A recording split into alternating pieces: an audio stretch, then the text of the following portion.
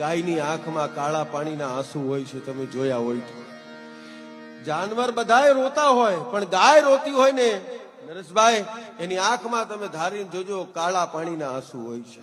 અને એક કવિરાજ ગાયને પૂછે છે કે માં ગાય તારી આવી હાલત, રસ્તે રજળે અને કોકના ઘેર જઈને માથું મારે, સિંગડા મારીને ખાલી હેઠી ખીચડી ખાવા માટે તું જાય છે, તારી અંદર તો 33 કોટી દેવતાનો વાસ છે. એ માં ગાય કોકના ઘરે જઈને, ગઢવી સાહેબ, કોકના ઘેર જઈને માથું મારીને સિંગડું મારીને કોકના હેઠા બટકા ખાવા માટે જાય છે.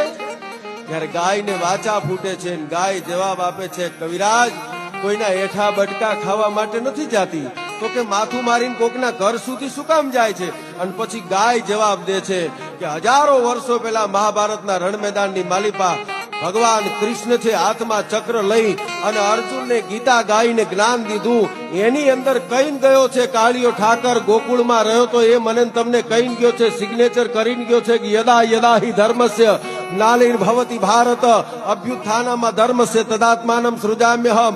જ્યારે જ્યારે આ ધર્મનો નાશ થવાની કોશિશ થશે ત્યારે હું અવતાર ધારણ કરીશ, આવું ભાગવત ગીતાની અંદર કહીને ગયો છે.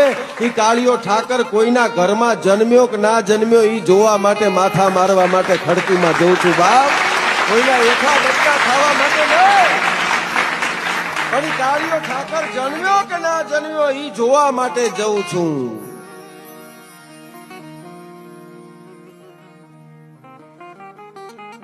અને જ્યારે ખડકી સુધી પહોંચું, વાત તમારા સુધી પહોંચે છે એટલા માટે ખડકી સુધી પહોંચું છું, જોવા માટે જઉં છું કે યદા યદા હિ ધર્મસ્ય, હું કહીને ગયો તો એ જન્મ્યો કે ના જન્મ્યો.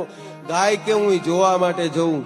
અને ઘરમાંથી મોટી લાકડી લઈને બહાર નીકળે અને મારા બૈડામાં લાકડીનો ઘા કરે ને, એટલે ગાય કે મને ખબર પડી જાય કે કૃષ્ણ નથી જન્મ્યો, પણ એનો મામો કંસ ચોક્કસ જન્મી ચૂક્યો છે.